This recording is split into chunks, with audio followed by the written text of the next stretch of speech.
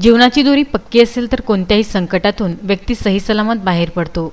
एखाद्या वेळी विज्ञानाला शुद्ध अवाक होऊन केवळ बघावे लागते। अशीच घटना दर्यापुरातील रोहिदास नगरात घडली। डॉक्टरांनी मृत घोषित केल्यावरही केलेल्या उपचारांना उशीरदाद मिळाल्याने युवकाचे प्राण वाचले आहेत। दर्यापुरातील रोहिदास नगर येथे वास्तव्यास असलेल्या बांधकाम कामगार गौतम डोंगरदिवे वय 38 वर्ष हा युवक दर्यापूर पोलीस स्टेशनमध्ये सुरू असलेल्या बांधकामावर कामगार म्हणून होता। मागील 20 दिवसांपूर्वी कामावर असताना अपघात होऊन 3ऱ्या मजल्यावरून पडून गंभीर जखमी झाला होता। उपचाराकरिता दर्यापूर उपजिल्हा रुग्णालयात दाखल करण्यात आले होते।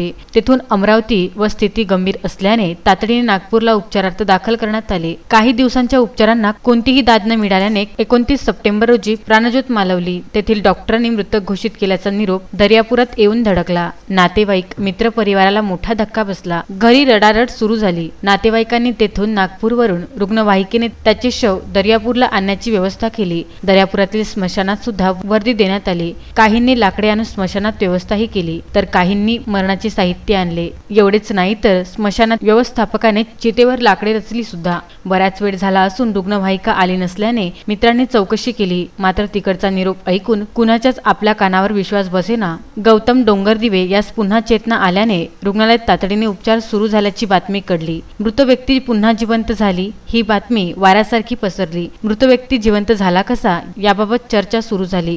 इकडे स्मशानभूमीतील व्यवस्थापकाने चितेवरील लाकडे रचून खूप वेळ लागत असल्याने गौतमच्या घरी विचारणा केली। कुटुंबियांनी गौतम जिवंत असल्याचे सांगत रचलेली चिता काढून टाकावी अशी सूचना केली। गौतम डोंगरदिवे या युवकावर आता पुन्हा नागपुरात उपचार सुरू झाले आहेत। मरण आले होते पण वेळ आली नव्हती, अशातलाच हा प्रकार म्हणावा लागेल। शशांक देशपांडे, विदर्भ न्यूज, दर्यापूर।